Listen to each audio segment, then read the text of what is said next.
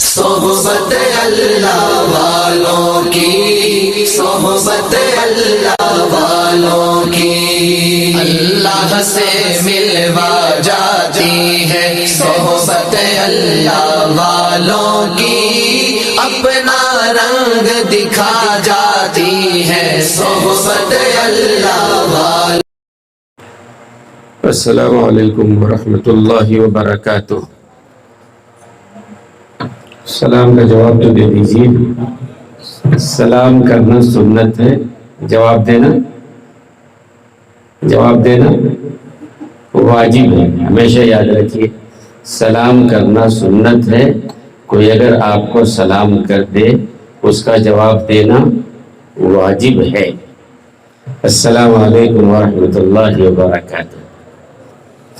بسم اللہ الرحمن الرحیم۔ یہ مائک ذرا آگے پیچھے ہو رہا ہے، ذرا ٹھیک کر لیجیے گا، زیادہ اوپر بھی مت کیجیے۔ ٹھیک سے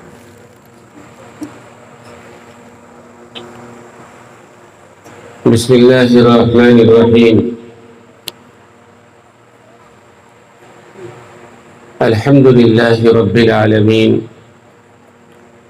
والصلاة والسلام على سید المرسلین محمد وآلہ وأصحابہ اجمعین، اما بعد فإن أصدق الحدیث کتاب اللہ، وخیر الہدی ہدی محمد صلی اللہ علیہ وسلم، وشر الأمور محدثاتها وكل محدثة بدعة وكل بدعة ضلالة وكل ضلالة في النار۔ قال الله تبارك وتعالى في القرآن المجيد والفرقان الحميد، فأعوذ بالله من الشيطان الرجيم، بسم الله الرحمن الرحيم، إنا نحن نزلنا الذكر وإنا له لحافظون، صدق الله العلي العظيم وصدق رسوله النبي الكريم، ونحن على ذلك من الشاهدين والشاكرين، والحمد للہ رب العالمین۔ رب اشرح لی صدری ویسر لی امری واحلل عقدۃ من لسانی یفقہوا قولی، سبحانک لا علم لنا الا ما علمتنا انک انت العلیم الحکیم۔ اللہم رب زدنی علما، اللہم انا نسألک علما نافعا، اللہم جنبنا الفواحش والمعاصی والخطایا والزلل ما ظہر منها وما بطن۔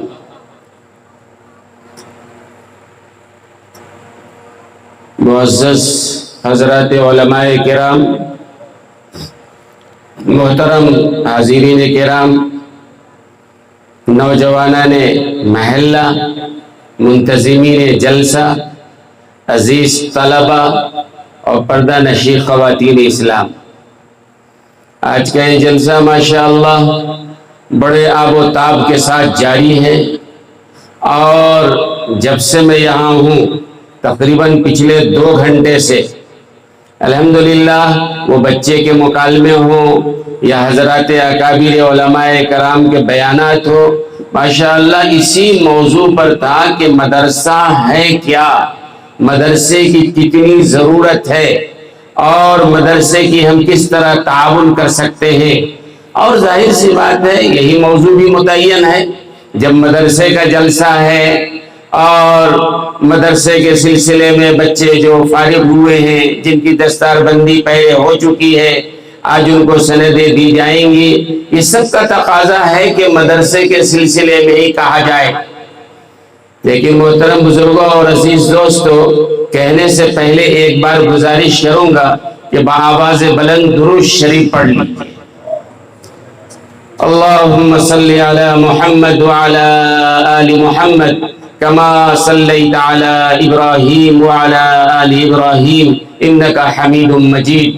اللہم بارک علی محمد وعلی آل محمد کما بارکت علی ابراہیم وعلی آل ابراہیم انکا حمید مجید۔ محترم حضرات، میں آپ کے لیے نیا ہوں، پہلی بار آپ کے اس بستی میں آنا ہوا ہے۔ گزشتہ کچھ دنوں پہلے غالباً 15 مارچ کو میں ایک دستار بندی کے جلسے کے سلسلے میں مدرسہ حسینیہ صدیقیہ مظفر پور بہار گیا ہوا تھا. میں وہیں تھا.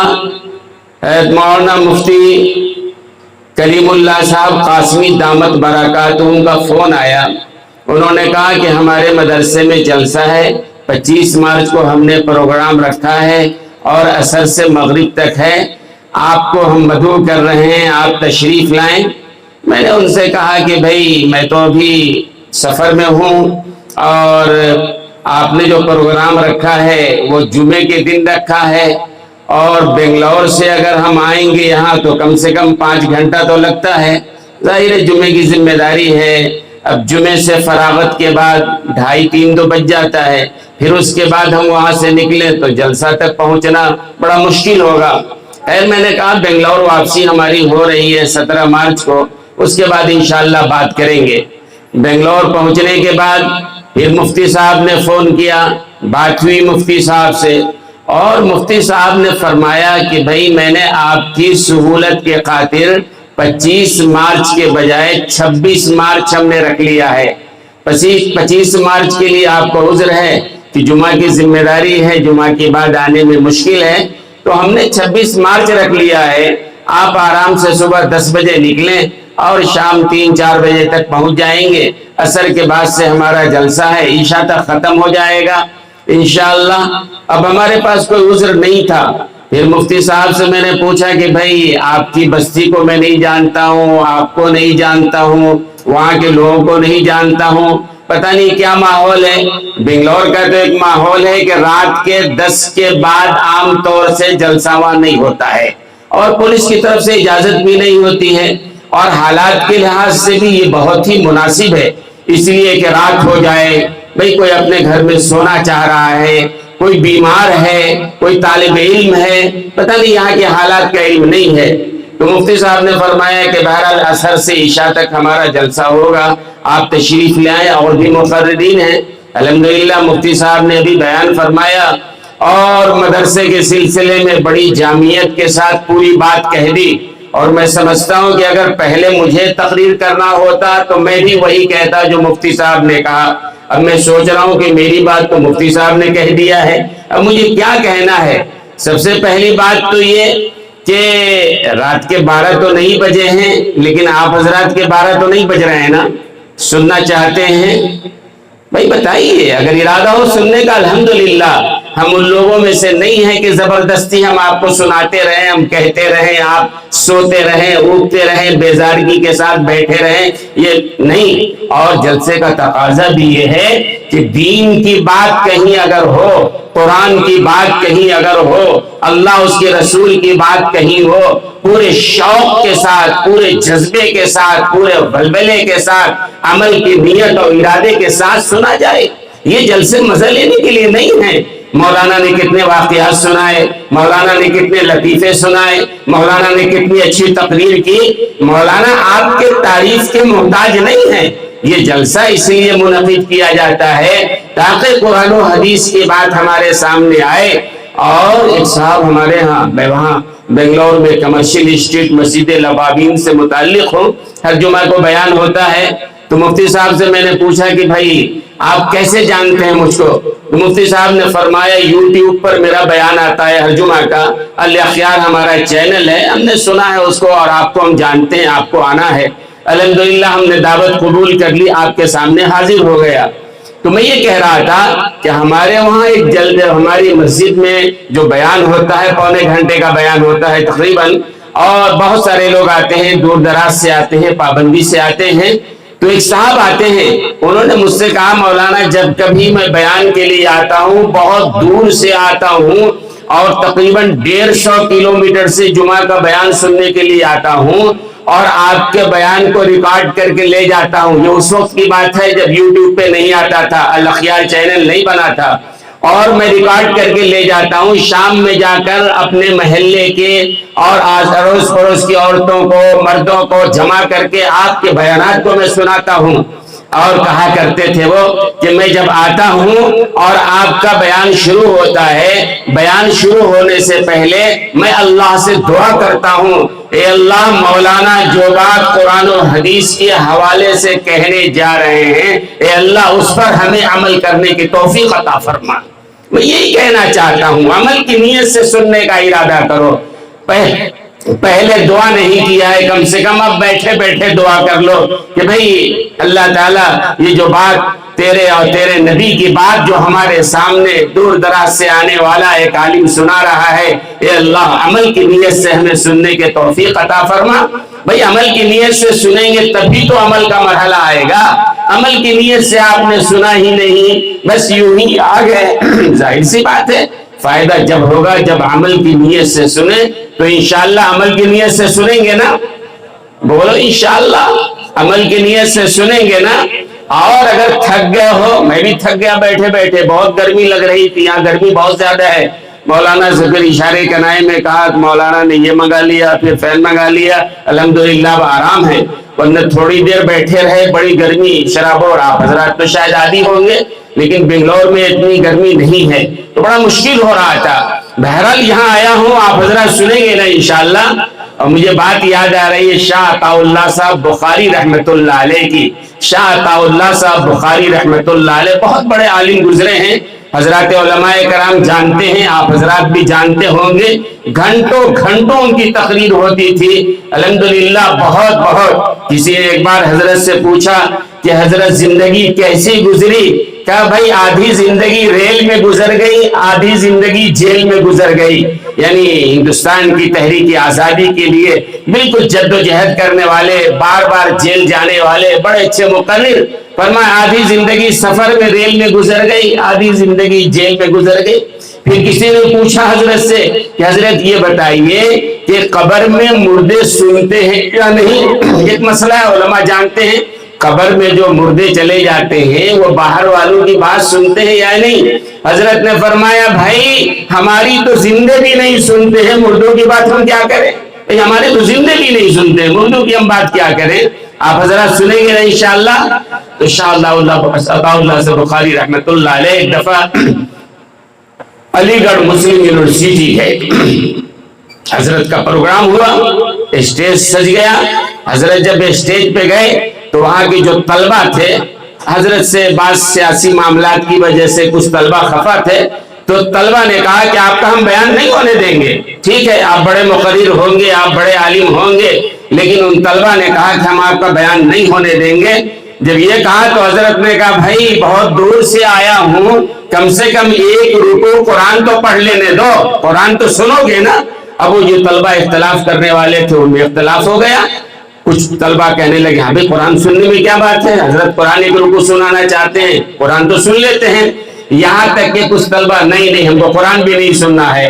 بہرحال وہ طلبہ غالب آ گئے جو قرآن سننا چاہتے تھے اور کہا حضرت آپ قرآن سنائیے۔ قرآن ماشاءاللہ بہت اچھا پڑھتے ہیں، یہ علماء جانتے ہیں بہت اچھا قرآن پڑھتے تھے حضرت۔ ایک رکوع قرآن پڑھا اور قرآن کا اثر تھا مجمع پر، ان طلبہ پر ایک اثر، ایک تاثیر، ایک روب، اور اس کے بعد حضرت نے کہا بھائی قرآن تو پڑھ لیا ہے میں نے، اگر اجازت دیں آپ تو میں اس کا ترجمہ بھی آپ کو سنا دیتا ہوں۔ طلبہ نے کہا ضرور حضرت ترجمہ سنائیے۔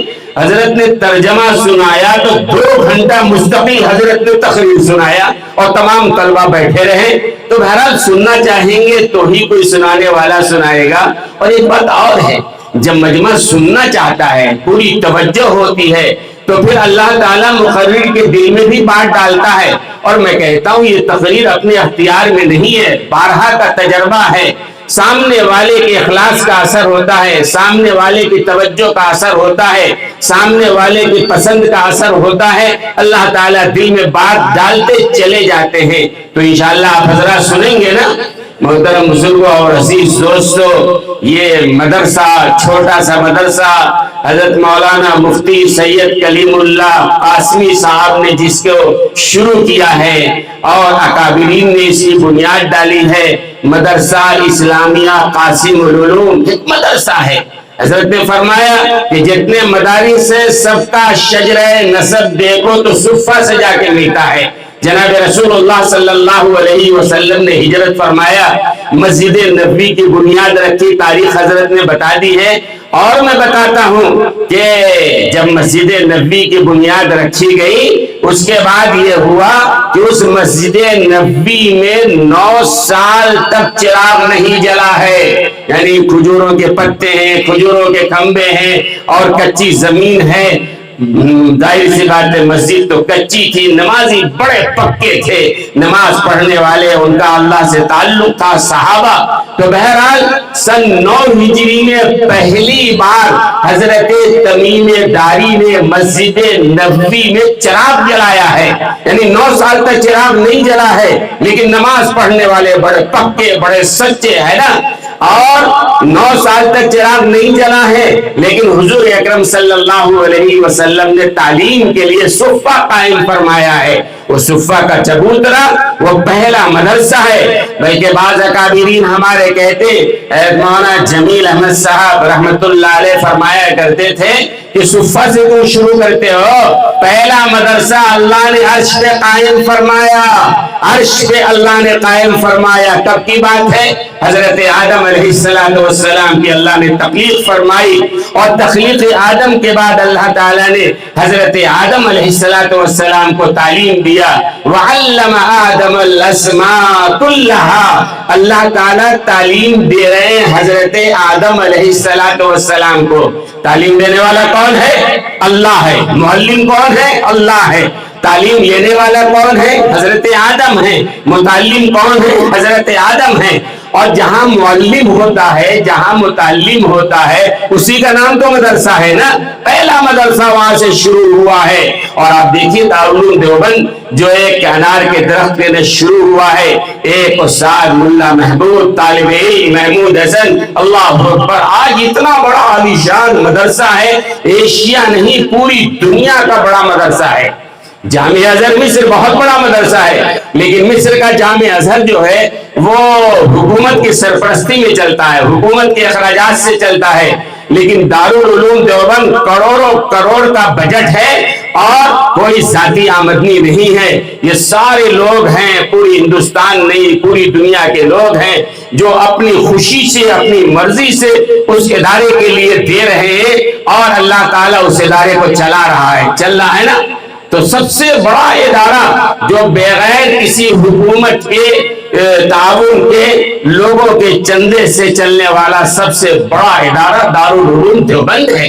دوستو اور بزرگوں، یہ مدرسہ ہمارے سامنے، یہ مدرسہ جامعہ اسلامیہ قاسم العلوم کا جو مدرسہ ہے آپ کے محلے کا، جس کی جلسے میں آپ بیٹھے ہوئے، بظاہر یہ مدرسہ چھوٹا سا مدرسہ ہے، شیٹ کا مدرسہ ہے، چھوٹی سی جگہ ہے، لیکن خدا کی قسم مدرسے کا تعارف جو ہے اس کی جگہ سے، اس کی کمیت سے نہیں، اس کی کیفیت سے ہے۔ وہاں کے پڑھنے پڑھانے والے کیسے ہیں، وہاں کے طلبہ کیسے ہیں، اللہ اکبر اللہ اکبر۔ مدرسے کے 4 ارکان ہیں، کتنے مدرسے کے؟ آپ بھی کچھ بولے کچھ ہم بھی بولے۔ مدرسے کے 4 ارکان ہیں، بتائیے گا کون کون؟ بھائی وضو کے فرائض ہے نا، ہر مسلمان کو جاننا چاہیے، آپ حضرات جانتے ہوں گے وضو کے فرائض ہیں، اس کے بغیر وضو نہیں ہو سکتا، وضو نہیں تو نماز نہیں ہوگی۔ ایسی غسل کے فرائض ہے، کوئی آدمی ناپاک ہو گیا تو صرف پانی اڑھل لینے سے پاک نہیں ہوگا، اس کے فرائض ہیں، جب تک ادا نہ کیا جائے وہ ادا نہیں ہونے والا ہے۔ تو غسل کے فرائض ہیں، وضو کے فرائض ہیں، نماز کے فرائض ہیں۔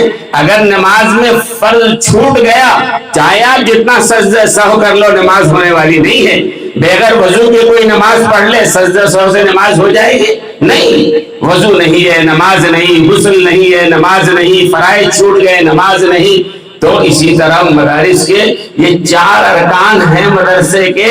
سب سے پہلا رکن تو دوستو اور بزرگوں مدرسے کا یہ ہے کہ خود مدرسہ یعنی کہاں پڑھا جائے، جگہ تو چاہیے نا پڑھانے کے لیے۔ جیسے صفہ کا مدرسہ تھا، حضور اکرم صلی اللہ علیہ وسلم نے وہ جگہ بنائی، اور اللہ اکبر وہ چھوٹا سا صفے کا مدرسہ، وہاں کے طلبہ اور وہاں کے استاد تو امام الانبیاء جناب محمد رسول اللہ صلی اللہ علیہ وسلم ہیں، صحابہ شاگرد ہیں، اور ان کا نصاب صرف قرآن تھا، قرآن کی تعلیم ہوتی تھی۔ اور کیسے شاگرد تھے، اللہ اکبر! ایک طرف سیدنا ابوبکر صدیق کو کھڑا کر دیجئے، دوسری طرف پوری دنیا کے دانشوروں کو کھڑا کر دیجئے، کوئی مقابلہ نہیں۔ ایک طرف حضرت عمر ابن خطاب کو کھڑا کر دیجئے، ایک طرف پوری دنیا کو کھڑا کر دیجئے، کوئی مقابلہ نہیں۔ ایک طرف حضرت عثمان غنی کو کھڑا کیجئے، ایک طرف پوری دنیا کو کھڑا کر دیجئے، کوئی مقابلہ نہیں۔ ایک طرف حضرت علی ابن طالب کو کھڑا کیجئے اور ایک طرف ساری دنیا کو کھڑا کر دیجئے، کوئی مقابلہ نہیں۔ ایک طرف حضرت سعد ابن ابی وقاص کو کھڑا کر دیجئے اور ایک طرف ساری دنیا۔ تو یہ صحابہ کہاں سے نکلے تھے؟ اسی صفہ کے مدرسے سے نکلے تھے۔ قرآن نصاب تھا، قرآن پڑھ کے نکلے تھے۔ اور جب قرآن پڑھا تھا انہوں نے، قرآن کو سمجھا تھا انہوں نے، تو ظاہر سی بات ہے دنیا میں انقلاب آیا۔ دنیا میں جہاں گئے اللہ نے ان کو فتح، کامیابی اور کامرانی نصیب کی ہے۔ اور آج ہمارے ساتھ جو معاملہ ہے، آج جو ہم ذلت میں ڈوبے ہوئے ہیں، وہ اقبال نے کہا تھا نا، ہے نا، ہم خار ہوئے تاریخ قرآن ہو کر، ہے نا۔ ظاہر سی بات ہے قرآن چھوڑ دیا ہے ہم نے۔ شیخ الہند حیات مولانا محمود الحسن صاحب رحمت اللہ علیہ جب مالٹا کے قید سے واپس آئے تھے تو حضرت نے فرمایا تھا، وہ تاریخی جملہ بڑا مشہور ہے، حضرات علماء کرام نہ ہمارے مخاطب ہیں نہ ان کو اس کی ضرورت ہے، آپ حضرات بھی جانتے ہوں گے۔ شیخ الہند رحمت اللہ علیہ 80 سالہ بزرگ ہے، دارالعلوم دیوبند کے شیخ الحدیث ہیں، اللہ نے بڑا علم دیا، بڑا مقام دیا تھا۔ 4 سال تک مالٹا کے قید میں رہ کر آئے تھے، اور جب آئے آزاد ہو کر ہندوستان آئے تو لوگوں نے استقبال کے لیے ایک بڑا جلسہ کیا۔ اس جلسے میں بہت سارے علماء ہیں۔ شیخ الہند رحمت اللہ علیہ کھڑے ہوئے اسٹیج پر اور فرمایا کہ میں نے اس امت کے زوال کے لیے جیل کی کوٹھڑی میں تنہائیوں میں 4 سال تک میں نے غور کیا۔ پورا مجمع گوش برآباد، بھائی اتنا بڑا عالم شیخ الحدیث اور جیل کے کوٹھڑی میں تنہائیوں میں 4 سال تک غور کرنے کے بعد جو نتیجہ یقینی طور پر بڑا جامع، بڑی اچھی بات ہوگی۔ تو حضرت نے فرمایا کہ بھائی میں نے غور کیا ہے، اس امت کے تباہی، بربادی اور زوال کی وجہ 2 ہے۔ فرمایا ایک تو ترک قرآن، مسلمانوں نے قرآن کو چھوڑ دیا ہے، اور دوسرا عدم اتحاد۔ آج مسلمانوں کے صفوں میں اتحاد نہیں ہے، آج مسلمان لڑ رہے ہیں، جھگڑ رہے ہیں، مسلکوں کی بنیاد پر، جماعتوں کی بنیاد پر، مختلف بنیاد پر، برادریوں کی بنیاد پر، مدرسوں کی بنیاد پر، مسجدوں کی بنیاد پر۔ اور آج مسجدوں میں لڑائی ہو رہی ہے، مدرسوں میں جھگڑے ہو رہے ہیں، بڑے بڑے ہمارے اداروں میں لڑائی جھگڑے ہو رہے ہیں۔ کیا بات ہے؟ عہدہ اور منصب ہے مسجدوں میں، اور میں کہتا ہوں کہ ان مدرسوں میں زیادہ لڑائی ہے جن مدرسوں میں، جن مسجدوں میں آمدنی زیادہ ہے، جن مسجدوں میں، جن اداروں میں پیسے زیادہ ہیں، وہاں صدر سیکریٹری ذمہ دار بننے کے لیے، اراکین کے لیے مارا ماری ہو رہی ہے، لڑائی جھگڑے ہو رہے ہیں، اور کیا کچھ ہوتا آپ زیادہ جانتے ہیں۔ لیکن ہمارے اکابرین کیسے تھے؟ اللہ اکبر، اللہ اکبر۔ سناتا ہوں، بڑے کی باتوں میں، بڑوں کی باتوں میں ہمارے لیے بہرحال عبرت ہے۔ حضرت امام ابو حنیفہ رحمت اللہ علیہ، جانتے ہیں نا حضرت امام ابو حنیفہ رحمت اللہ علیہ، یہ سن 80 ہجری میں پیدا ہوئے ہیں۔ حضرت امام ابو حنیفہ رحمت اللہ علیہ سن 80 ہجری میں پیدا ہوئے ہیں۔ امام مالک رحمت اللہ علیہ یہ سن 95 میں پیدا ہوئے ہیں، اور امام شافعی رحمت اللہ علیہ سن 150 ہجری میں پیدا ہوئے ہیں۔ امام احمد بن حنبل رحمت اللہ علیہ 166 ہجری میں پیدا ہوئے ہیں۔ پہلے امام ابو حنیفہ، پھر امام مالک، پھر امام شافعی، پھر اس کے بعد امام احمد بن حنبل، یہ 4 امام۔ اور امام ابو حنیفہ رحمت اللہ علیہ کا جس دن انتقال ہوا ہے، امام شافعی اسی دن پیدا ہوئے ہیں۔ امام شافعی تو امام ابو حنیفہ کے شاگردوں کے شاگردوں کے شاگرد ہیں۔ بہرحال امام ابو حنیفہ رحمت اللہ علیہ کی بات عرض کر رہا ہوں، اللہ نے بڑا علم عطا فرمایا تھا، اور امام ابو حنیفہ رحمت اللہ علیہ کو ماننے والے صرف بستی والے نہیں ہیں، یہ کرناٹک والے نہیں ہیں، ہندوستان والے نہیں ہیں، ہندوستان ان کو ماننے والا ہے، پاکستان ماننے والا ہے، افغانستان ماننے والا ہے، بنگلہ دیش ماننے والا ہے، ترکی ماننے والا ہے، رشیا ماننے والا ہے، یوکرین کے مسلمان ماننے والے ہیں، شام ماننے والا ہے، عراق ماننے والا ہے، اور اس کے آگے ترکمانستان ہے، قزاقستان ہے، یہ سارے علاقے وہ ہیں۔ علماء کہتے ہیں کم سے کم آدھی دنیا امام ابو حنیفہ رحمۃ اللہ علیہ کو ماننے والی ہے۔ تو امام ابو حنیفہ رحمۃ اللہ علیہ کو کچھ لوگ گالیاں بھی دیتے ہیں، آج بھی علماء سے بہت سارے لوگ بیر رکھتے ہیں، علماء کو گالیاں دیتے ہیں۔ آپ بھی رکھتے ہیں؟ علماء سے بیر رکھتے ہیں؟ نہیں نا، ہرگز مت رکھنا۔ ایک روایت ہے، من ابغض عالما بغیر سبب ظاہر خیف علیہ الکفر، فتاوی عالمگیری میں ہے، جو آدمی کسی عالم سے بلا وجہ بغض رکھے گا اس کے کفر پر مرنے کا اندیشہ ہے۔ اللہ اکبر، ایمان پر خاتمہ نہیں ہوگا۔ بھئی اس عالم سے اس لیے بدگمان ہے کہ یہ عالم دین ہے، اس کے سینے میں قرآن ہے، حدیث کا علم ہے، اس لیے کوئی آدمی اگر بغض رکھتا ہے تو پھر ظاہر سی بات ہے وہ سوء خاتمہ کا اندیشہ ہے۔ اللہ ہماری حفاظت فرمائے۔ امام ابو حنیفہ رحمۃ اللہ علیہ کے پاس سوال کرنے والا ہے، میرے پانی دیں گے، سوال کرنے والا ہے امام حنیفہ رحمۃ اللہ علیہ کے پاس، اور اس نے کہا، عجیب عجیب، بعض لوگ سوال اس لیے بھی کرتے ہیں کہ ذلیل کرنا ہے سامنے والے کو، بعض لوگ اس لیے سوال کرتے ہیں کہ دیکھیں کیا جواب دیتے ہیں۔ تو ایک صاحب نے آ کے امام ابو حنیفہ رحمۃ اللہ علیہ سے یہ سوال کیا، حضرت آپ تو ہر ایک کے ہر سوال کا جواب دیتے ہیں۔ حضرت نے فرمایا اللہ کا کرم ہے، اللہ کا کرم ہے، اللہ نے علم دیا ہے، سوال کرنے والا آتا ہے، بھئی اللہ کا کرم ہے، اللہ تعالیٰ علم دے کے اور ذہن وقت پر آ جائے صحیح جواب، یہ اللہ کا کرم ہے۔ اس بندے نے کہا میں بھی ایک سوال کروں؟ ضرور کرو بھائی۔ تو اس آدمی نے کہا یہ بتائیے یہ پاخانہ جو ہوتا ہے نا اس کا مزہ کیسا ہوتا ہے؟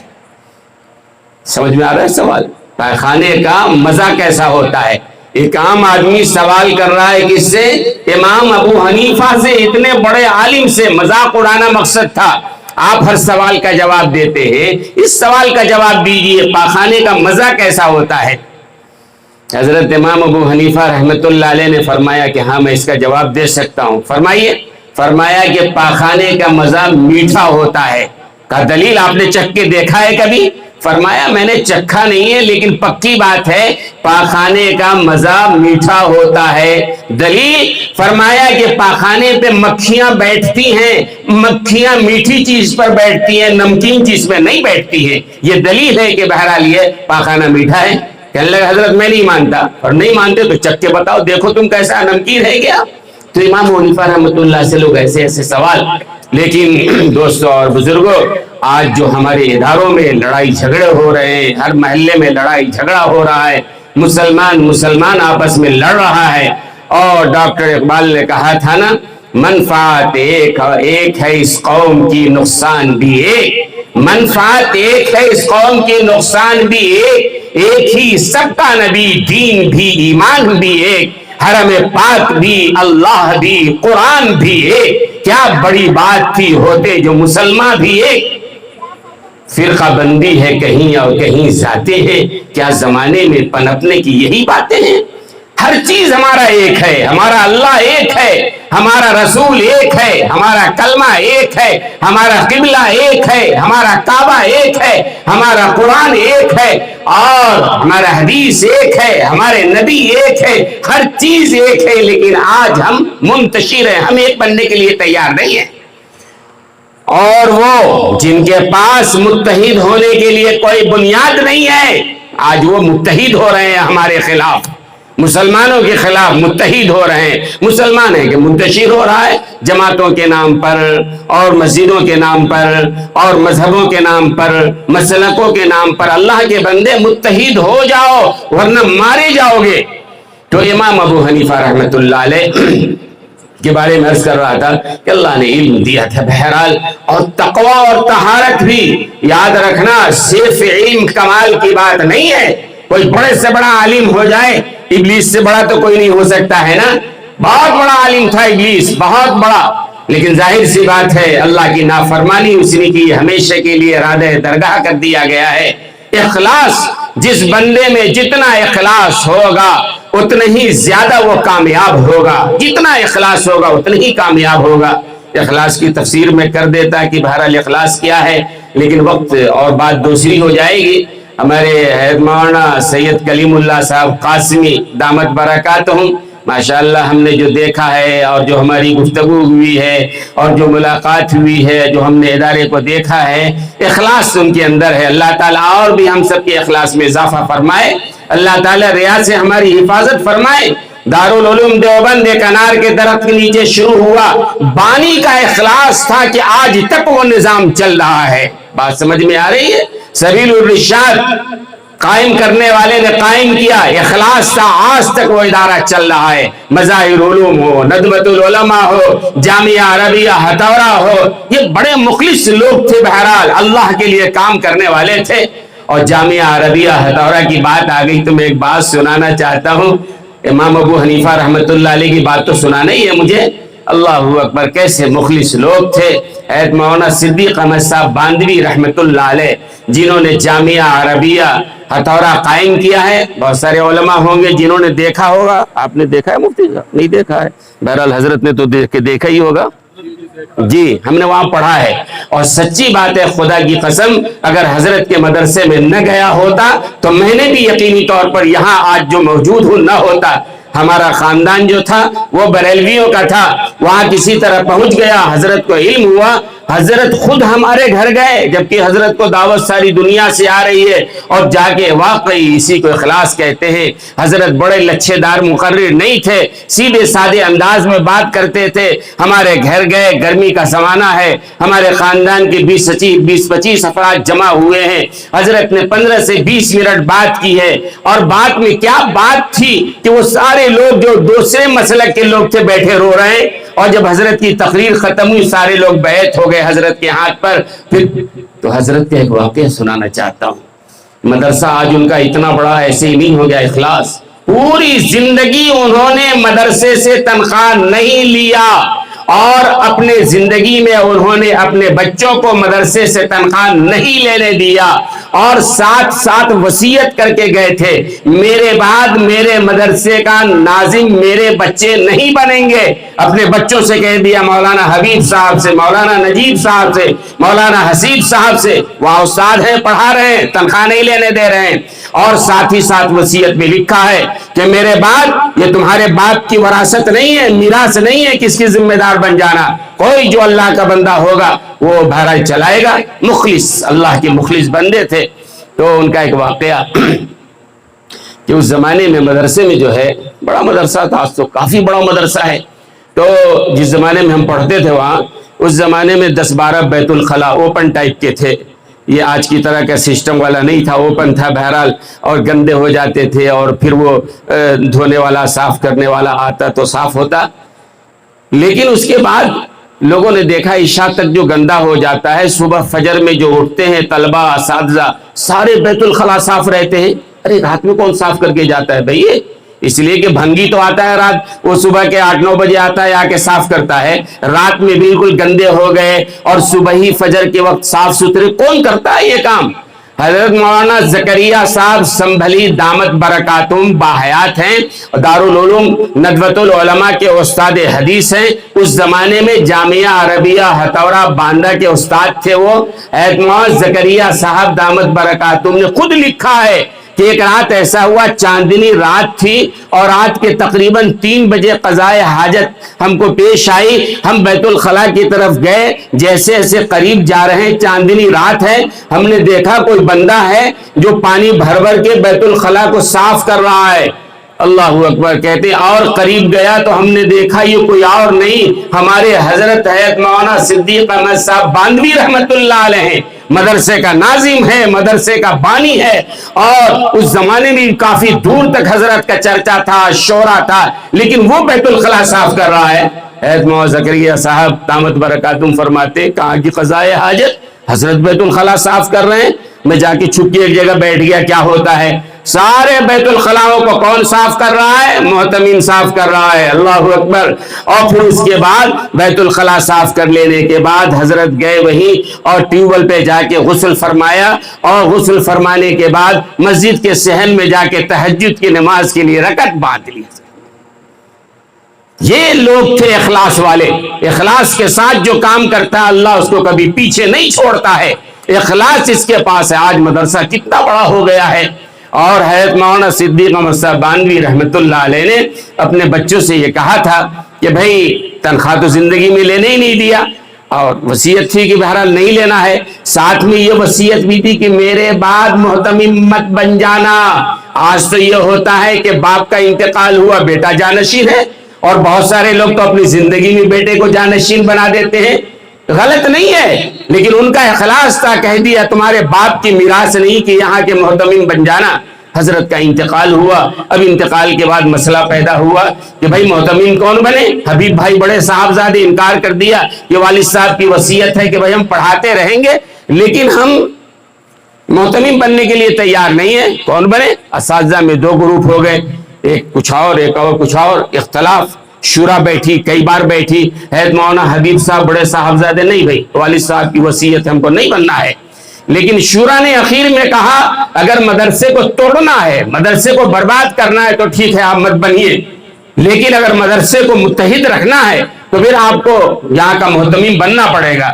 اب حضرت مولانا صدیق احمد صاحب، مولانا حبیب احمد صاحب بانوی ان کے صاحبزادے نے کہا بھائی ٹھیک ہے آپ کہہ رہے ہیں تو میں پہلے حضرت مولانا علی میاں کے پاس بحیات تھے اور حضرت مولانا ابوالحق صاحب کے پاس جاتے ہیں، ان سے مشورہ کرتے ہیں۔ ان اکابرین کے پاس گئے اور حضرت مولانا علی میاں رحمۃ اللہ علیہ نے فرمایا کہ بھائی تمہارے والد صاحب جس راستے پہ چلے ہیں وہ بڑا مشکل راستہ ہے، لیکن جس اخلاص کے ساتھ انہوں نے وصیت کیا تھا اللہ کے پاس تو ان کو اجر مل گیا ہے، لیکن اب حالات کا تقاضا ہے، مدرسے کی ضرورت ہے، آپ محتمم بن جاؤ۔ پھر جا کے وہ محتمم بنے۔ دوستو اور بزرگوں، بڑا مدرسہ ہے۔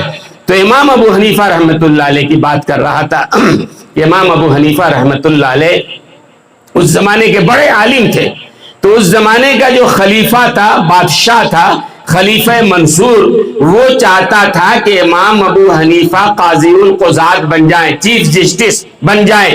امام ابو حنیفہ رحمۃ اللہ علیہ کا نہیں مجھے نہیں بننا ہے۔ پھر اس زمانے کے دوسرے بڑے عالم تھے امام شافعی رحمۃ اللہ علیہ، ان سے کہا بھئی آپ بن جائیے، فرمایا نہیں مجھے بھی نہیں بننا ہے قاضی القضات۔ پھر تیسرے بڑے عالم تھے امام سفیان ثوری، بادشاہ نے کہا کہ آپ بن جائیے، فرمایا کہ نہیں مجھے نہیں بننا ہے۔ آپ اندازہ لگاؤ کیسے مخلص لوگ تھے بھائی۔ آج اگر کسی ادنا درجے کے لائر کو بھی صدر ہند کہہ دے کہ آپ کو کل سے چیف جسٹس بنایا جاتا ہے، انکار کرے گا وہ؟ ارے بھئی یہ چیف جسٹس قاضی القضات کا عہدہ کسی کو مل جائے وہ انکار کرے؟ امام ابو حنیفہ رحمۃ اللہ علیہ کو کہا جا رہا ہے، بادشاہ وقت کہہ رہا ہے آ جاؤ بھئی، نہیں ماننے کو تیار۔ امام شافعی نہیں تیار، سفیان ثوری نہیں تیار۔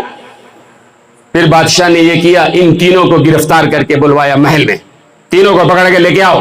آئے تو امام ابو حنیفہ رحمۃ اللہ علیہ سے پہلے امام شافعی کو بلایا خلیفہ منصور نے، اور امام شافعی نہیں بول رہا ہوں، امام شافعی اللہ اکبر 50 علوم کے ماہر تھے۔ آج تو کسی ایک علم کا ماہر ملنا مشکل ہوتا ہے، لیکن وہ 50 علوم کے ماہر تھے، قرآن کے بھی، تفسیر کے بھی، حدیث کے بھی، فقہ کے بھی، منطق کے بھی، اور جتنے علوم تھے ان علوم میں 50 علوم کے ماہر تھے امام شافعی۔ اجازت ہے کہوں، سننا چاہتے ہیں یا بند کروں؟ آپ بولیے گا تو ہم شروع کریں گے۔ پانی پلائیے مولانا جی۔ حضرت آپ کی اجازت ہے، لیکن مجمع نہیں بول رہا ہے نا کچھ۔ بھائی آپ حضرت سن رہے ہیں، امام شافعی رحمۃ اللہ علیہ کے بارے میں عرض کر رہا ہوں۔ جزاک اللہ، وہ پیچھے سے ایک صحابہ ہاتھ ہلا رہے ہیں، یس شروع چلتے رہو، ٹھیک ہے، اللہ جزائے خیر دے آپ کو۔ اور تھوڑی دیر دور سے آیا ہوں، سن لیجئے، کام کی بات ہے، اللہ ہمیں بھی اس سے نفع پہنچائے، آپ کو بھی نفع پہنچائے۔ اور خدا کی قسم میں جب تقریر کرتا ہوں اسی نیت سے کرتا ہوں کہ اللہ تعالیٰ مجھے بھی، کہنے والے کو بھی اللہ تعالیٰ عمل کی توفیق عطا فرمائے، اور آپ حضرات کو بھی اللہ تعالیٰ عمل کی توفیق عطا فرمائے۔ ہمارے بڑوں کی بڑی باتیں ہیں، اللہ نے اس کے اندر نور رکھا ہے۔ تو امام شافعی رحمۃ اللہ علیہ سے کسی نے پوچھا کہ حضرت کی 50 علوم کے ماہر کیسے، اتنا علم کیسے حاصل کر لیا؟ حضرت نے فرمایا 3 باتوں کی وجہ سے۔ امام شافعی نے کہا 3 باتوں کی وجہ سے۔ فرمایا پہلی بات سحوری کا سحوری غراب، فرمایا کہ میں طالب علمی کے زمانے میں ایسے ہی جگتا تھا جیسے کوا جگتا ہے۔ کیا مطلب؟ کہا جاتا ہے کہ تمام پرندوں میں سب سے پہلے کوا بیدار ہوتا ہے۔ کوا جانتے ہیں نا، اور بھی پرندے ہوتے ہیں، لیکن سب سے پہلے صبح جو بیدار ہوتا ہے، کون بیدار ہوتا ہے؟ کوا۔ تو کہتے ہیں کہ سحوری کا سحوری الغراب، میرا جاگنا ایسے ہوتا تھا جیسے کوا جاگتا ہے، یعنی تمام انسان سوتے رہتے تھے اور انسانوں میں سب سے پہلے جگتا تھا۔ صبح ہی 3 بجے سمجھو اٹھ جاتا تھا، تہجد پڑھتا، اللہ کے سامنے مانگتا اور پھر پڑھنے میں لگ جاتا تھا۔ تو سحوری کا سحوری الغراب، اللہ نے جو 50 علم دیا ہے ایسے ہی نہیں، جو محنت کرتا ہے وہ پاتا ہے نا، جو محنت کرتا ہے وہ پاتا ہے، بغیر محنت کے کچھ بھی نہیں ہاتھ آتا ہے۔ تو بہرحال فرمایا کہ سحوری کا سحوری الغراب، کہ اس طرح میں جاگتا تھا جیسے کوا۔ دوسری بات فرمایا صبری کا صبری الجبال، پڑھنے کے زمانے میں ہم نے اس طرح صبر کیا ہے جس طرح پہاڑ صبر کرتا ہے، اس طرح صبر کیا ہے جس طرح پہاڑ۔ آپ کہیں گے پہاڑ کیا صبر کرتا ہے؟ ابھی میں آ رہا تھا، راستے میں ہمارے ساتھ وہ بھائی شاہنواز صاحب تھے، کہہ رہے تھے راستے کے دونوں طرف پہاڑی پہاڑ ہے، اور بنگلور میں ایک پہاڑ دیکھا، لوگ کاٹ کاٹ کے تھک گئے، اس کو گھر بنا لیا، اس کی گٹی بنا لی، جو کچھ بنا لیا، لیکن پہاڑ ابھی تک کھڑا ہوا ہے، ختم ہی نہیں ہو رہا ہے۔ تو فرمایا کہ صبری کا صبری الجبال، کہ میرا صبر ایسا جیسے پہاڑ کا صبر ہے۔ مطلب یہ ہے کہ طالب علمی کے زمانے میں بڑے مشکلات آئے، بڑی مصیبت آئی اور طرح طرح کے حالات آئے، لیکن میں نے پڑھنا نہیں چھوڑا ہے۔ جیسے یہ پہاڑ ہے، صبر کے ساتھ اپنی جگہ جمع ہوا ہے، سردی آئے، گرمی آئے، آندھی آئے، طوفان آئے، بارش آئے، جیسے بھی حالات آئے، لیکن پہاڑ جمع رہتا ہے نا۔ فرمایا امام شافعی نے کہ میں ایسی زمانے میں پڑھتا تو اس طرح سے میں صبر کرتا جیسے پہاڑ صبر کرتا ہے۔ اور ہمارے کابرین نے کیا ہے، اللہ اکبر۔ یہ دارالعلوم جب شروع ہوا تھا تو شروع میں مطبخ نہیں تھا، وہاں گھروں سے کھانا آتا اور محدود لوگ تھے جو کھانا ایک ایک طالب علم کی ذمہ داری لے لیتے تھے۔ شاہ عبد القادر صاحب رائے پوری رحمت اللہ علیہ ایک بڑے عالم گزرے ہیں، تو طالب علمی کے زمانے میں طالب علم بن کر جب دارالعلوم دیوبند گئے اور حضرت سے کہا کہ حضرت مجھے داخلہ دے دیجئے، حضرت نے فرمایا بھائی داخلہ تو پورا ہو گیا ہے، اگر آپ پڑھنا چاہتے ہیں پڑھنے کی اجازت مل جائے گی، ہاسٹل میں رہنے کی اجازت مل جائے گی، کھانے کا انتظام نہیں ہو سکے گا۔ فرمایا وجہ یہ ہے کہ جتنے لوگوں نے دیوبند میں کھانے کی ذمہ داری لی ہے سب گھر والوں نے لے لی ہے، اب کوئی گھر والا باقی نہیں ہے، کھانے کا انتظام ہم نہیں کر سکتے ہیں۔ شاہ عبد القادر رائے پوری رحمت اللہ علیہ نے فرمایا طالب علم ہیں، فرمایا کہ حضرت مجھے پڑھنا ہے، ٹھیک ہے بغیر کھانے کے داخلہ لے لیجئے، ہاسٹل میں رہنے کی اجازت دے دیجئے، پڑھنے کی اجازت دے دیجئے، داخلہ ہو گیا۔ پھر کیسے کھایا؟ کتابوں میں لکھا ہے شاہ عبد القادر رائے پوری رحمت اللہ علیہ نے اللہ اکبر 1 دن نہیں 2 دن نہیں، اللہ اکبر، روزانہ رات کو نکلتے تھے دیوبند کے گلیوں میں، اور فروٹ کی دکان ہے یا سبزیوں کی دکان ہے، وہاں جو چھلکے پڑے ہوتے تھے نا دن کے، ان چھلکوں کو اٹھا لیتے، لا کے دھو کے کھا لیا کرتے، کبھی ابال کے کھا لیا کرتے، اور 1 دن 2 دن مہینے 2 مہینے نہیں پورا سال ان چھلکوں کو کھا کے گزارا ہے، لیکن علم حاصل کیا ہے۔ ہمارے اکابرین نے محنت کی ہے، پھر علم آیا ہے۔ آج ہم نے محنت کرنا چھوڑ دیا ہے، اس کی وجہ یہ ہے کہ آج علم بھی نہیں آ رہا ہے۔ تو بہرحال امام شافعی رحمت اللہ علیہ نے فرمایا کہ صبری کا صبری الجبال، یہ اتنا علم جو اللہ نے دیا ہے نا، اس کی وجہ ہے کہ میں نے اس طرح صبر کیا ہے جیسے پہاڑ صبر کرتا ہے۔ فرمایا تیسری بات سحری کا سحری البرید، میں اس طرح گھر گھر گیا ہوں جس طرح پوسٹ مین ڈاکیا گھر گھر جاتا ہے۔ اب تو پوسٹ کا نظام کم ہو گیا ہے، ڈاکیا کم، ورنہ ایک زمانے میں ڈاک خانہ ہی سب کچھ تھا، اور پوسٹ مین ہر گھر جاتا جا کر کے خطوط پہنچایا کرتا تھا دوسری چیزیں۔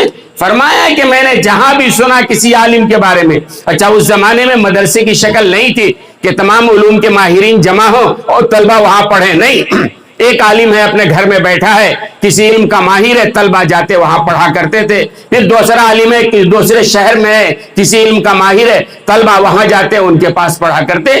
فرمایا سیری کا سیری البرید، میں اس طرح چلا ہوں علم حاصل کرنے کے لیے جیسے پوسٹ میں. معلوم ہوا کسی عالم کے بارے میں فلاں شہر میں ہے، فلاں جگہ ہے، میں وہاں گیا، دروازہ کھٹکھٹایا، میں نے علم حاصل کیا تو اللہ نے اتنا علم عطا فرمایا. تو امام شافعی رحمۃ اللہ علیہ کو بلا لیا، گرفتار کروا لیا. امام سفیان ثوری کو گرفتار کروا لیا. اور آنے کے بعد بادشاہ خلیفہ منصور نے کہا امام شافعی سے، بھئی آپ کو چیف جسٹس بنایا جاتا ہے. بڑا عہدہ تھا نا، آج کوئی انکار کرنے والا نہیں، عہدے کے لیے لوگ مرتے ہیں. بھئی مسجد کا صدر بن گیا تو بہت، مسجد کے سیکریٹری بن گئے تو بہت، اداروں کے ذمہ دار بن گئے. یہ ان اداروں کی بات کر رہا ہوں جہاں مالیات ہیں، جہاں پیسے ہیں. جہاں پیسہ نہیں وہاں کوئی نہیں جاتا ہے. کہاں جا کے ذمہ دار بن کے اپنی جیب سے خرچہ کرنا ہے نا. حقیقت تو جانتے ہیں نا آپ. تو امام شافعی کو جب بادشاہ نے خلیفہ منصور نے کہا کہ آپ کو قاضی القضات بنایا جاتا ہے، تو امام شافعی آگے بڑھے، بادشاہ سے کہا السلام علیکم. کیا حال ہے بادشاہ؟ سلام. آپ کے بچے کیسے ہیں؟ آپ کی اہلیہ محترمہ کیسی ہیں؟ آپ کا محل کیسا ہے؟ آپ کا استبل کیسا ہے؟ آپ کے گھوڑے کیسے ہیں؟ آپ کے گدھے کیسے ہیں؟ خلیفہ منصور بادشاہ نے کہا پاگل ہے یہ، میں جس کو چیف جسٹس بنانا چاہ رہا ہوں میرے گھوڑے اور گدھے کی حالت کو پوچھ رہا ہے. نکلو یہاں سے نالائق، تم قاضی بننے کے قابل نہیں ہو. امام شافعی نکل گئے، اللہ نے بچا لیا. امام ابو حنیفہ رحمۃ اللہ علیہ کو بلایا، بھائی ابو حنیفہ آپ کو آج سے اس ملک کا چیف جسٹس بنایا جاتا ہے. امام ابو حنیفہ رحمۃ اللہ علیہ نے کہا بادشاہ سلامت، میں اس عہدے کے قابل نہیں ہوں، میں اپنے آپ کو اس عہدے کے قابل نہیں سمجھتا ہوں. بادشاہ نے کہا کہ بھائی آپ جھوٹ بولتے ہیں، آپ اس عہدے کے قابل ہیں، آپ سے بڑا کوئی عالم نہیں ہے. تو امام ابو حنیفہ رحمۃ اللہ علیہ کی ذہانت دیکھو، تقویٰ بھی دیکھو. بادشاہ کہہ رہا ہے چیف جسٹس، فرمائے میں اس کے قابل نہیں ہوں. تو بادشاہ نے کہا آپ جھوٹ کہتے ہیں. امام ابو حنیفہ رحمۃ اللہ علیہ نے کہا دو بات ہے، میں نے جو کہا وہ صحیح ہے یا غلط ہے. میں نے جو کہا کہ میں اس قابل نہیں ہوں، اگر یہ غلط ہے، جھوٹ ہے، تو ظاہر ہے جھوٹے آدمی کو چیف جسٹس بنانا درست نہیں ہے. اور اگر وہ صحیح ہے جو میں نے کہا تو ظاہر سی بات ہے میں خود کہہ رہا ہوں میں اس کے قابل نہیں ہوں. اب بادشاہ سر پکڑ کے بیٹھا ہے، اگر ان کی بات کو صحیح مانے تو بھی یہ چھوٹ جاتے ہیں، غلط بولے تو بھی چھوٹ جاتے ہیں. بہرحال امام ابو حنیفہ چھوٹ گئے، امام سفیان ثوری پھنس گئے. کہا کہ آپ کو بننا ہی پڑے گا بھائی، ملک کا مسئلہ ہے، آپ سے بڑا کوئی عالم نہیں ہے، قاضی القضات بننا ہے. سفیان ثوری نے کہا نہیں مجھے نہیں بننا ہے بھائی. بادشاہ نے کہا 3 مہینے کا وقت ہے، سوچ لو، اگر نہیں بنو گے جیل میں ڈال دیں گے. کہا ٹھیک ہے کوئی بات نہیں ہے، ہمارے اکابر کی پہچان ہے کہ ان کو جیل میں جانا پڑا ہے. خود امام ابو حنیفہ رحمۃ اللہ علیہ جیل میں گئے ہیں اور جنازہ ان کا جیل سے اٹھا ہے. علامہ ابن تیمیہ جیل گئے ہیں، ہمارے بڑے بڑے اکابرین جیل گئے ہیں. فرمایا کوئی بات نہیں جو چاہے کر لو. کہا سوچنے کا موقع دیتے ہیں، سوچ لو. گزر گیا وقت کے بعد پھر بادشاہ نے پوچھوایا کہ بھائی تیار ہیں؟ فرمایا کہ نہ، میں نے کہہ دیا تو کہہ دیا. بھائی مجھے قاضی نہیں بننا ہے، فیصلہ کرنا آسان نہیں ہے. بادشاہ اپنی مرضی کے مطابق فیصلہ کراتا ہے، جواب اللہ کو ہم کو دینا پڑے گا، وہ نہیں بننا ہے. تو خلیفہ منصور نے کہا تم کو پھانسی پہ چڑھا دیں گے. کہا جو چاہے کر لو مجھے نہیں بننا ہے. کیسے مخلص اکابرین تھے نا بھائی، قاضی القضات کا عہدہ قبول کرنے کو تیار نہیں، پھانسی کے تختے پر چڑھنے کو تیار ہے. بادشاہ خلیفہ رہتا تھا وہاں طائف میں، اس نے فوراً آرڈر کیا مکے کے گورنر کو کہ پھانسی کا پھندا تیار کرو. سفیان ثوری مکے میں رہتے تھے، ان کو جو ہے پھانسی پہ چڑھانا ہے. میں خود آ رہا ہوں طائف سے چل کر مکے، تم ریڈی رکھو پھانسی کا پھندا، میری موجودگی میں سفیان ثوری کو جو ہے پھانسی پہ چڑھانا ہے. ٹھیک ہے، گورنر نے پھندا تیار کیا. ایک شخص کو معلوم ہوا کہ امام سفیان ثوری کے یہ پھانسی کا فیصلہ ہو گیا ہے. بھاگا گیا. حضرت امام سفیان ثوری کعبۃ اللہ میں حتیم میں لیٹے ہوئے تھے. اس نے جا کے کہا حضرت کیا ہوا؟ فرمائے کہ بادشاہ وقت نے آپ کے پھانسی کا فیصلہ کر لیا ہے، آپ کہیں چھپ جائیے. کہاں چھپ جاؤں؟ کیا سچی خبر ہے؟ کہاں بالکل پکی خبر ہے کہ بادشاہ وقت نے، خلیفہ منصور نے آپ کے پھانسی کا فیصلہ کر لیا ہے. خود چل پڑا ہے طائف سے مکہ آ کر، یہاں مکے کے گورنر نے پھانسی کا پھندا تیار کر دیا ہے، خود اپنی موجودگی میں آپ کو پھانسی کے پھندے پہ چڑھائے گا. اچھا. حضرت گئے، وہیں جا کے چاہے زمزم پہ جا کر انہوں نے وضو کیا اور حتیم میں آ کے 2 رکعت نفل پڑھی، ہاتھ اٹھائے، اللہ سے دعا مانگا. اللہ سے کیا رابطہ تھا، اللہ سے کیا تعلق تھا، اللہ سے کیسا معاملہ تھا. آج سچی بات یہ ہے کہ آج اللہ ہم سے ناراض ہے. اللہ جب ناراض نہ ہو، اللہ راضی تھا تو ہمارے سارے کام بن جایا کرتے تھے. میں کہتا ہوں کہ آج مسلمانوں کے ساتھ جو مسائل آ رہے ہیں، اللہ نہ چاہے تو ہوتا. بھئی اللہ نہ چاہے تو ہوتا، بے شک اللہ کے چاہنے سے ہو رہا ہے. اور کیوں ہو رہا ہے؟ ان اللہ لا یغیر ما بقوم حتی یغیروا ما بانفسہم. ہمارے حالات، ہمارے اعمال ایسے ہو گئے ہیں. خیر، سفیان ثوری رحمۃ اللہ علیہ نے ہاتھ اٹھایا، کیا کیا؟ زیادہ دعا نہیں کیا، صرف یہ کہا اے اللہ اگر آج بادشاہ مکے میں داخل ہو گیا، میری اور تیری دوستی ٹوٹ جائے گی. صرف اتنا کہا، اے اللہ آج اگر خلیفہ منصور مکے میں آ گیا، میری اور تیری دوستی ٹوٹ جائے گی. اور کچھ نہیں کہا. کیسی دوستی سی؟ کہتے ہیں وہ جو خلیفہ منصور آ رہا تھا طائف سے چل کے، مکے کے باہر تھا، اس کے سواری کو ٹھوکر لگی، وہیں گرا، وہیں روح پرواز ہو گئی. ادھر دعا کیا اور ادھر یہ حال. تو یہ ہمارے اکابرین تھے. لیکن دوستوں اور بزرگوں، بات دوسری طرف چلی گئی. مجھے اصل میں مدرسے کے رکن کو بتانا تھا کہ مدرسے کی کتنے اراکین ہیں، لیکن اس سے پہلے میں مولانا اجازت ہے نا بشاشت کے ساتھ؟ جی جی. کتنا وقت ہو گیا؟ 10:30 بجے. کتنی دیر بولنا ہے؟ ختم کروں؟ اچھا. مولانا مفتی کلیم اللہ صاحب قاسمی، ناظم مدرسہ اسلامیہ قاسم العلوم، فرما رہے ہیں کہ وقت زیادہ ہو گیا ہے، لہذا مختصر کر کے بات ختم کیجیے. میں آخر میں بات کہنا چاہتا ہوں، توجہ سے سنیں گے نا. مدرسے کا جلسہ ہے، قرآن کریم کی تعلیم ہو رہی ہے نا. قرآن اللہ نے ہم پر نازل کیا ہے نا. ہماری ذمہ داری ہے قرآن پڑھنا پڑھانا. دوستوں اور بزرگوں، ایک حدیث میں آتا ہے کہ یہ مدرسے جو ہیں نا، کن عالمن، اچھی بات تو ہے کہ عالم بن جاؤ. چلو عالم کا مدرسہ نہیں، اب شروع ہو گیا ہے. حفظ تو کر سکتے ہو نا، حافظ تو بن سکتے ہیں نا. کوئی ضروری نہیں عمر بڑی ہو گئی حافظ بن سکتے ہیں. آپ طے کیجئے کہ آپ خود حافظ بنیں گے یا نہیں، تو کم سے کم اپنی اولاد کو تو حافظ بنائیں گے نا. بڑی فضیلت ہے، اللہ اکبر. وہ حدیثیں علماء نے بیان کر دی ہیں، دہرانے کی ضرورت نہیں. بڑی فضیلت ہے. کہتے ہیں کہ اورنگزیب عالمگیر نے اپنے بیٹے کو جب حافظ بنایا اور اپنے باپ کے سامنے، شاہ جہاں کے سامنے جب پیش کیا کہ دیکھیے آپ کا پوتا حافظ قرآن ہو گیا، تو دادا جان شاہ جہاں رونے لگے، مستقل رو رہے ہیں. تو اورنگزیب نے پوچھا بھائی کیوں رو رہے ہیں؟ آپ کا پوتا حافظ ہوا ہے، فضیلت کی بات ہے، خوشی کی بات ہے. فرمایا میں اس لیے نہیں رو رہا ہوں کہ میرا بیٹا حافظ ہو گیا ہے، میرا پوتا حافظ ہو گیا ہے، میں اس لیے رو رہا ہوں کہ تم نے اپنے بیٹے کو حافظ بنا کر اپنے آخرت کا انتظام کر لیا ہے. قیامت کے دن حافظ کے باپ کو وہ تاج پہنایا جائے گا نا. تم نے تمہارے بیٹے کو حافظ بنا کر تم نے اپنے آخرت کی کامیابی کے لیے تیاری کر لی ہے. کاش میرا بیٹا، میرے بیٹے تو تم ہو نا، کاش تم نے حفظ کیا ہوتا تو ہمارے لیے کامیابی ہوتی. تو اس کے بعد یہ بات سنا، اورنگزیب عالمگیر نے اورنگ آباد کے جامع مسجد میں بیٹھ کر حفظ کیا. اور حفظ کر بڑی عمر تھی، لیکن والد کی خواہش ہے، حفظ کر کے جا کے اپنے والد کو سنایا، الحمدللہ آپ کے بیٹے نے بھی قرآن حفظ کر لیا ہے. تو آپ طے کیجئے، آپ خود حفظ کریں گے، آپ اپنے بچوں کو حافظ بنائیں گے. اور اگر کہیں مولانا نہیں ہو سکتا ہے، عمر ہو گئی ہے، مولانا ہمارے بچے نہیں کر سکتے، ایک اور شکل میں بتاتا ہوں. ایک کام اور کیجیے، آپ کو یہ فضیلت حاصل ہو جائے گی.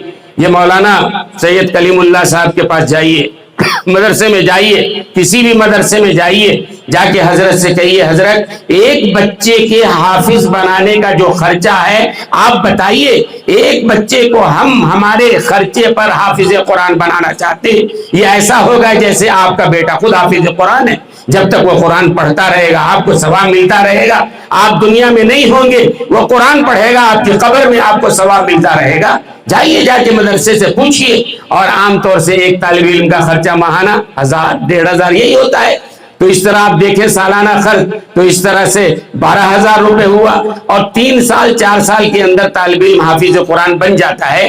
تو اگر آپ ایک بچے کی ذمہ داری لے لیں مدرسے میں جا کر کہ بھائی ایک بچہ میرے لیے وقف کریں، اس کا خرچہ ہم دیں گے، حافظ قرآن بنائیے، تو مشکل سے آپ کا 40 سے 45,000 روپے خرچہ ہوگا، لیکن آپ کی طرف سے وہ بچہ حافظ قرآن ہوگا، آپ کو وہ فضیلت حاصل ہو جائے گی۔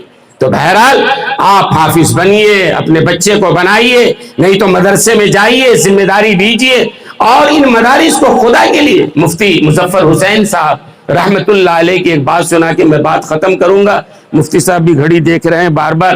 مفتی مظفر حسین صاحب رحمت اللہ علیہ ناظم جامعہ مظاہر علوم سہارنپور، ہمارے بھی استاد تھے حضرت ترمذی، باکمال پڑھاتے تھے اور بڑی شہرت تھی۔ تو بہرحال حضرت اکثر مدرسوں کے جلسے میں اور اس طرح کے مسجدوں کے جلسوں میں حضرت فرمایا کرتے تھے، خاص طور سے مدرسوں کے جلسے میں کہتے تھے کہ لوگوں ان مدرسوں کو قدر کی نگاہ سے دیکھو، ان مدرسوں کو محبت کی نظر سے دیکھو، جتنا ہو سکے تم سے اس مدرسے کے لیے تعاون کرو، اور اگر نہ ہو سکے خدا کے لیے مخالفت مت کرنا، اگر مخالفت کرو گے ہلاک ہو جاؤ گے، تباہ و برباد ہو جاؤ گے۔ ان مدرسوں کو محبت کی نظر سے دیکھیں گے نا، یہ علماء جو معمولی تنخواہ پر کام کر رہے ہیں، معمولی تنخواہ پر، آج اگر ہمارے بچے، ہم عالم ہیں، ہماری جو تنخواہ عالموں کی مسجد کی آپ جانتے، ہمارے بچے جن کو ہم نے پڑھایا ہے آج لاکھوں روپے وہ کما رہے ہیں، دنیاوی علوم حاصل کیا، ڈاکٹر بنے، انجینئر بنے، لاکھوں روپے، لیکن آج علماء کو کتنا دیتے ہیں آپ؟ مختصر تنخواہیں ہوتی ہے، اس پر سے مسجد میں روب الگ ہوتا ہے، ہر مسجد میں چھٹ کھوپڑی کچھ لوگ ہوتے ہیں، 1-2 آدمی چھٹ کھوپڑی ہر جگہ، ہر محلے میں، ہر مدرسے میں، وہ خامخواہ انگلی کرتا رہتا ہے، تنقید کرتا رہتا ہے بلا وجہ۔ اللہ کے لیے مدرسوں پر تنقید مت کرو، ہاں مفید مشورہ دینا، مشورہ جا کے دو، لیکن ان کے ساتھ جڑ جاؤ گے تو بہرحال آپ کو بھی وہی اجر ملے گا جو اللہ تعالیٰ نے اس چڑیا کے لیے رکھا تھا، کہ نمرود نے جب آگ جلایا، شعلہ جلایا تھا، اور بڑا شعلہ تھا، اور ایک چڑیا تھی جو پانی لا کے اپنے چونچ میں ڈال رہی ہے۔ کسی چڑیا نے پوچھا کیا کر رہی ہو، اتنے بڑے شعلے پر تم یہ پانی ڈال رہی ہو اپنی چونچ سے؟ تو اس چڑیا نے کہا تھا کہ بھائی اس لیے ڈال رہی ہوں تاکہ آگ بجھ جائے۔ تو اس نے کہا پاگل دیوانی، تمہاری چونچ سے پانی ڈالنے سے یہ شعلہ نمرود بجھنے والا ہے؟